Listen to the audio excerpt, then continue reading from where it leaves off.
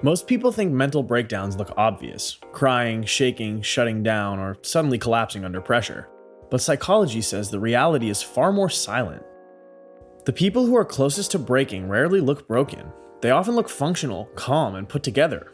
They laugh at the right moments, say they're fine, keep conversations light, and carry on like nothing's wrong. And yet, underneath that controlled surface, their mind is holding itself together with threads. Psychologists say that by the time someone reaches the point of collapsing emotionally, they've already been fighting a silent war for weeks, months, or sometimes years. And if you know what to look for, you can see the signs long before their world falls apart. Here are some of the most overlooked early indicators, the physical and behavioral clues of burnout, and the tiny psychological microsignals that reveal hidden depression. Masking behavior. Psychology defines masking as the act of presenting a version of yourself that hides your true emotional state.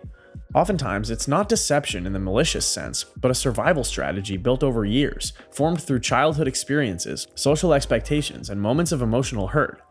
Masking happens when the brain decides that showing vulnerability is more dangerous than hiding it. People who mask are trying to protect themselves, and ironically, the better someone is at masking, the more likely they've been through situations where showing emotion cost them something. People who are hiding emotional distress often perform normalcy with incredible precision. They say the right things, smile at the right times, act engaged in conversations, and maintain the same personality others expect from them. But under the surface, the mind is working overtime. Masking is exhausting, but it becomes automatic for people who have to use it repeatedly, and this is what makes it so hard to detect. You don't see dramatic changes, but subtle inconsistencies, the small cracks where authentic emotion tries to leak through. Psychology explains that masking often starts because someone grew up in environments where emotional expression brought punishment, criticism, or dismissal. Maybe they were labeled too sensitive, overdramatic, or weak, or maybe they learned early that their emotional needs would go unacknowledged, so they shut them down. By adulthood, masking becomes instinctive. The brain scans for potential judgment or conflict and adjusts behavior accordingly. This is why people who are falling apart can still show up to work, maintain conversations, fulfill responsibilities, and appear put together. They learned how to function through emotional chaos. One of the biggest signs of masking is emotional incongruence, a situation when someone's expressions don't match the situation. The smile that looks slightly delayed, the laugh that sounds a bit hollow, the moment someone says "I'm okay" too quickly, as if the sentence was preloaded. These mismatches often go unnoticed, but psychologically, they're some of the strongest indicators that someone is performing an emotion rather than actually experiencing it. Another sign is when a person becomes unusually agreeable. People who are hiding emotional distress often avoid conflict at all costs because conflict forces emotional expression. So they say yes even when they don't mean it. They minimize their needs. They downplay their feelings. Their goal becomes staying off everyone's radar. Masking makes people shrink themselves so others don't notice their internal storm. Some people mask by amplifying their usual traits. If they're typically cheerful, they become extra cheerful. If they're funny, they double down on humor. If they're known for being stable or mature, they act even more composed. This is psychological compensation, and the brain reinforces the identity that feels safest and least likely to attract concern. The irony is, the stronger the mask looks, the more someone might be struggling beneath it. Psychology also notes that masking is common among perfectionists, high achievers, people pleasers, and those who feel responsible for others' emotions. They don't want to be seen as a burden. They fear disappointing people. They've built an image of reliability, and they are terrified of that image cracking. So instead of crumbling externally, everything crumbles internally, in silence. When masking becomes a default behavior, the person begins to function in a kind of emotional autopilot. They navigate conversations, tasks, and social interactions smoothly, but without genuine emotional engagement. It's like they have a script, a template, and their mind simply follows it. This means they are struggling and they don't want the world to know. Emotional suppression. If masking is the exterior performance, emotional suppression is the interior mechanism. Suppression happens when the brain actively pushes emotions down before they reach the surface. Unlike repression, which hides emotions unconsciously, suppression is intentional. The person feels something rising inside them, and they consciously, sometimes forcefully, push it away. It's a psychological pause button, but one that has consequences the longer it's used. People suppress emotions because at some point they learned it was safer not to feel. They might have been told to toughen up, keep it together, or stop crying. They might have internalized the belief that expressing emotions makes them look weak or needy, or they simply grew up around people who didn't understand emotional expression, so they adapted by reducing theirs. Suppression becomes a shield. It protects the person from vulnerability, but it also disconnects them from their own emotional reality. One of the first signs of emotional suppression is muted reactions. The person doesn't react strongly to good news or bad news. They appear calm and steady, but the steadiness is emotional exhaustion. When someone suppresses emotions for long periods, the mind becomes tired. Emotional energy gets drained before it can be expressed. This leads to what psychology calls emotional blunting, where both positive and negative feelings become less intense. Another sign is a noticeable decline in self-disclosure. People who are carrying heavy emotional loads become less willing to talk about themselves because talking feels dangerous. If they start explaining their emotions, they worry the truth might slip out, so they keep conversations surface level. They give short answers, they deflect, they change the subject. Their emotional world becomes locked behind a door they're afraid to open, even a crack. Emotional suppression also creates what psychologists refer to as emotional delays. Instead of reacting in the moment, the person experiences emotions later, sometimes hours, sometimes days. They might seem unaffected during a difficult situation, but the emotional weight hits them long after the event has passed. This delayed processing happens because the brain temporarily blocks emotional signals to keep the person functional, but the emotions still exist and eventually demand space. Another sign of suppression is hyperfunctionality. Some people become extremely productive when they are struggling emotionally. They work more, organize more, take on more responsibilities, or fill their schedule to avoid stillness. It looks like discipline or motivation, but it's actually avoidance. As long as they stay busy, they don't have to feel. The moment they slow down, all the emotions they've been avoiding start rising. So they keep going, not because they're strong, but because stopping feels unsafe. Many people who suppress emotions also express a fear of burdening others. They don't want to worry anyone. They downplay their feelings. This fear often comes from past experiences where emotional expression led to disappointment, rejection, or misunderstanding. Over time, suppression becomes a protective instinct shaped by the belief that their emotions are too much for others. When suppression and masking combine, they form a psychological feedback loop. The suppressed emotions never get expressed, and the mask never allows others to see the real struggle. This creates emotional isolation from oneself. The person may still function, laugh, socialize, and fulfill responsibilities, but internally they feel disconnected from their own emotional truth. In this state, many people enter what psychology calls autopilot functioning. They move through life mechanically, doing what they're supposed to do, saying what they're supposed to say, but without emotional presence. They might appear stable, but internally, they feel like spectators in their own lives.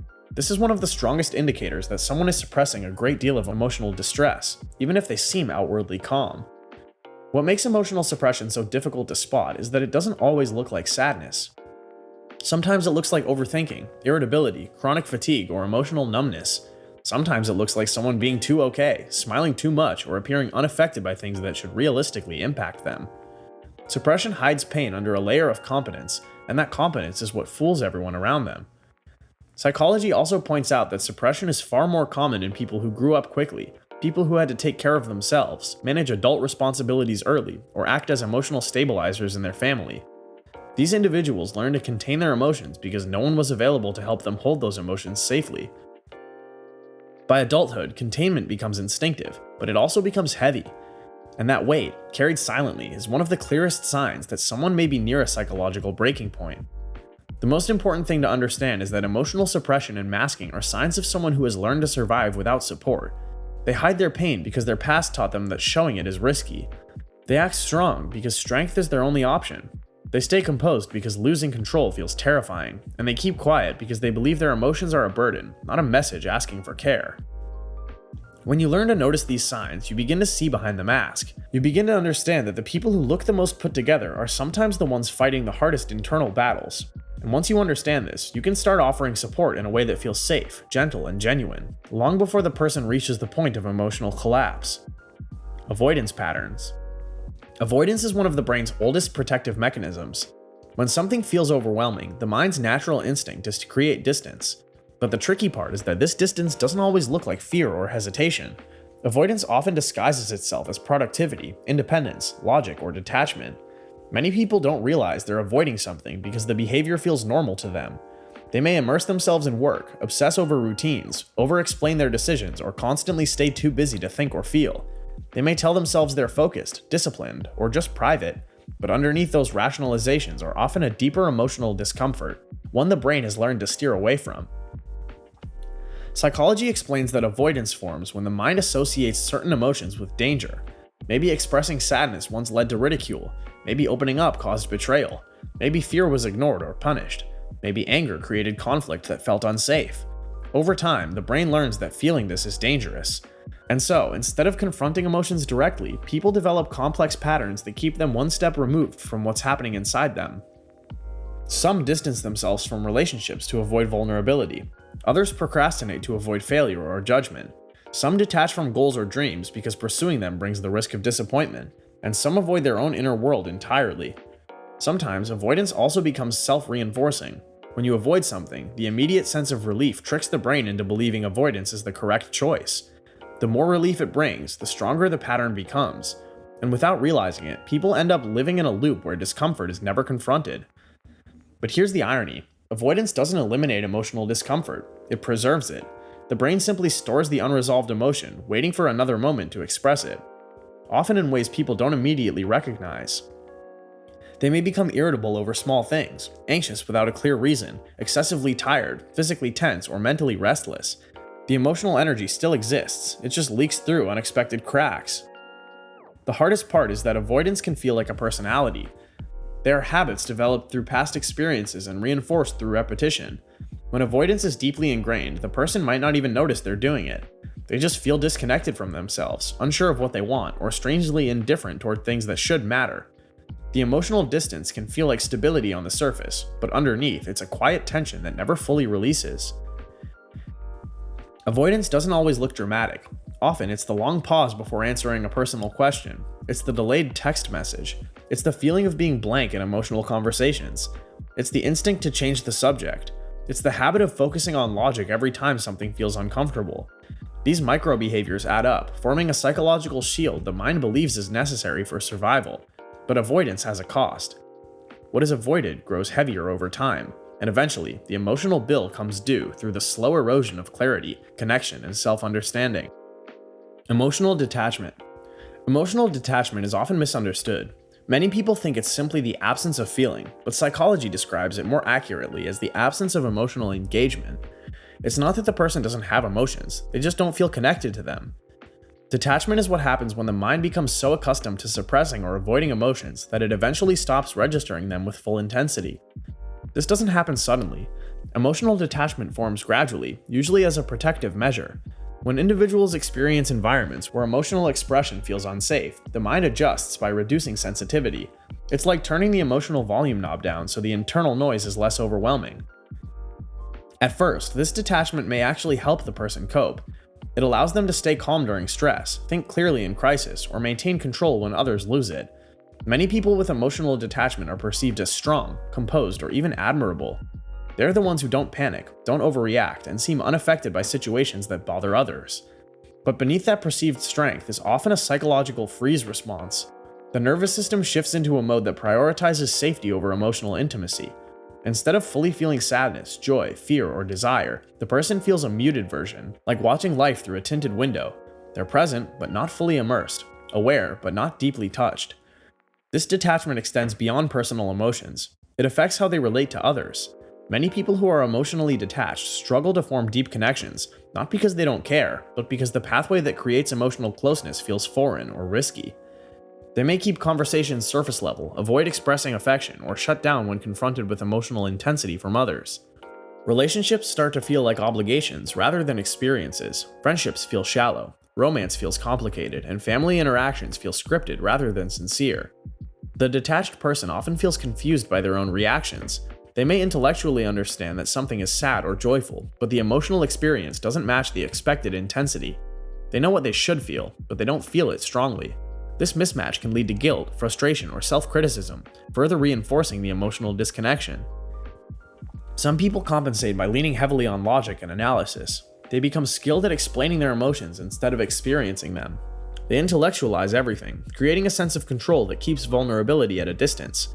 But as psychology explains, emotional intelligence is about understanding and experiencing them authentically. When emotional detachment becomes habitual, the world can feel flat. Activities that used to bring excitement feel dull. Achievements feel empty. Relationships become draining rather than energizing. And over time, the person may feel like they're living their life instead of being truly present in it. But here's the most important truth. Emotional detachment is not a permanent condition. It's a learned response, which means it can be unlearned. The same neural pathways that shut down can reopen. The mind can relearn how to feel safely. And emotional engagement can return, slowly and steadily, once the person begins to reconnect with themselves in small, intentional ways. Emotional detachment doesn't mean something is wrong with a person. It means they once needed protection. It means their mind adapted to circumstances with the tools it had. And understanding this is the first step toward rewriting the internal story, one where emotions become signals and where connection becomes possible again.